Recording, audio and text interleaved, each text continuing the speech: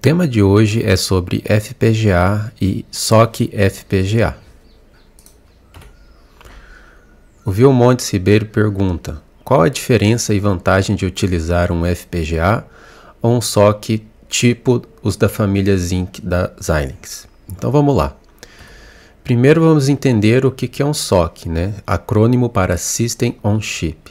System on Chip é quando você tem diversos elementos que estariam presentes, por exemplo, numa placa-mãe, todos incorporados dentro de um único chip, dentro de uma única peça de silício.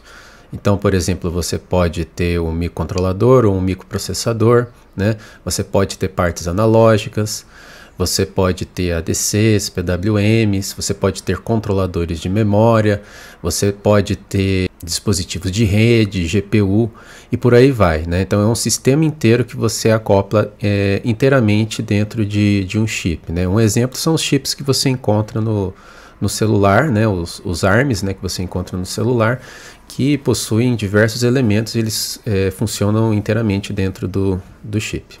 O FPGA, por sua vez, né, é a sigla para Field Programmable Gate Array, né? Então ele é um arranjo de elementos lógicos no formato de uma matriz, e esses elementos lógicos você possui as chamadas LUTs, né, que nada mais são do que pequenas memórias, né, onde você executa funções combinacionais. Além desses elementos lógicos também possuírem outros dispositivos lógicos, assim como flip-flops, né, e por aí vai. Então é a interligação desses elementos lógicos, né, que vão formar o teu circuito dentro do FPGA, quando você faz a programação, né.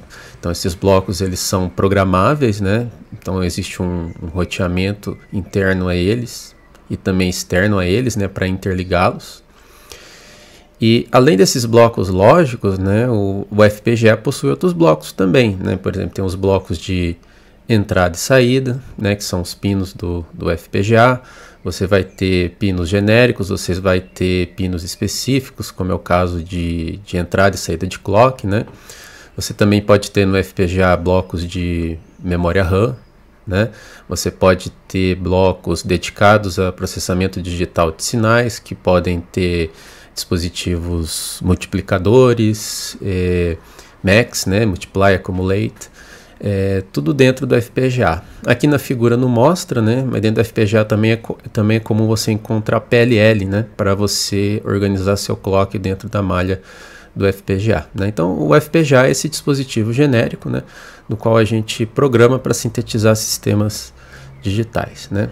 Daí o SOC FPGA ele entra como uma fusão das duas coisas, onde você tem uma malha do FPGA, né, lá com os elementos lógicos aqui em verdinho, né, os pontos de interconexão aqui em azul, tem a parte lá de processamento digital de sinais, memória RAM, né, você pode ter também os PLLs, né, igual eu já falei, né, e além disso você pode ter também microcontroladores, microprocessadores sintetizados dentro do silício do FPGA, né, esse aqui é uma coisa imutável dentro do silício, né, você pode ter a parte de processamento gráfico também, aqui com uma GPU, né, controladores de memória, controlador de rede, né, comunicação serial, entrada e saída e por aí vai. Então é uma junção das duas coisas que você ganha bastante nessa junção, tá?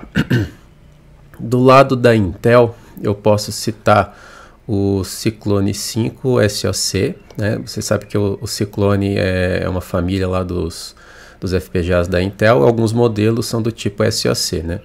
Então você tem uma parte que é FPGA, né, com tudo aquilo que eu já falei, e você tem uma ponte que liga essa parte do FPGA com HPS, né, que seria a parte do processamento, né? No caso dos modelos da Intel, que eu tenho conhecimento, você tem ali um Cortex A9, um dual core, né, dois cores do Cortex A9 lá dentro, né? E você tem outras coisas, né? Você tem memória, você tem periféricos, também tem PLLs lá dentro, tem outros periféricos, controlador de memória e por aí vai, né?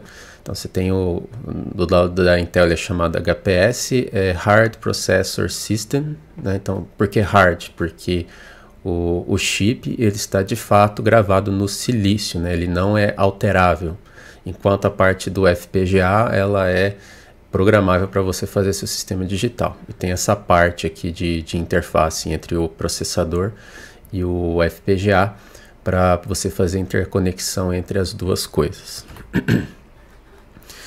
Você também tem do lado da Xilinx, né, a família Zynq 7000, só para citar, né? E basicamente vai ser algo bem parecido, tá? Você tem modelos com um core de Cortex A9 ou dual core também, né? Você vai ter os periféricos, USB, Ethernet, serial, controle de memória, né?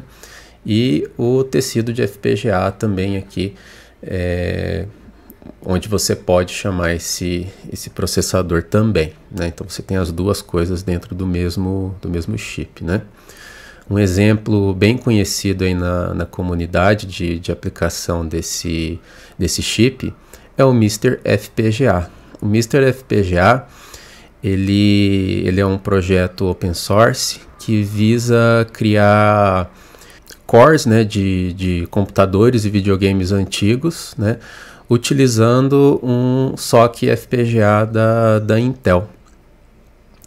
Então, a parte de emulação desses videogames, desses computadores antigos, né, ela é feita na malha do FPGA e alguma coisa de controle é feita ali junto com o processador que está no interior do chip, né? Daí é como se você rodasse nativamente os programas e os jogos nesse sistema aí. Então, por isso que ele é bem famoso, né?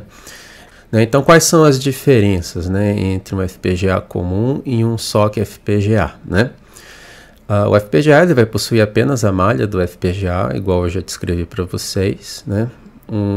Vai ser um pouco mais barato, né? E você vai ter uma menor complexidade de projeto, porque você vai trabalhar com ele, assim como eu tenho demonstrado aqui nos meus vídeos. Já o SoC FPGA, ele vai possuir um microprocessador, um microcontrolador e a malha de FPGA. E por conta disso, ele vai ser um pouco mais caro, né? E você também vai ter uma maior complexidade na hora de fazer o teu projeto. Até porque se você roda ali um Cortex A9, né?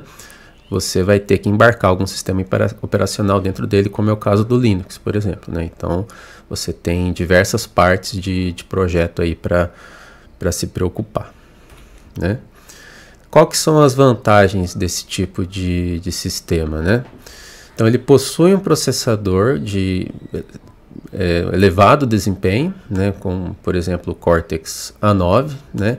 Que não seria possível ser sintetizado em um FPGA equivalente, tá? Então, você possui essa grande vantagem, né? Muitos sistemas você vai querer construir um FPGA junto com o processador. Aí dessa forma você já tem tudo dentro de um chip, né? Então a ideia, né, é que esse chip seja usado em aplicações onde o uso do processador e do FPGA é importante, como é o caso de equipamentos médicos, né? Às vezes você quer uma interface, né? Essa interface pode ficar por conta ali do processador e sua GPU, né? E a parte de processamento digital de sinais fica ali com a parte do FPGA, né? Então você pode aplicar filtros, né? Uma inteligência artificial ali na parte do FPGA, então você tem muito a ganhar com isso, né? Então você também tem aplicações na indústria com PLCs e também muitas aplicações em telecom.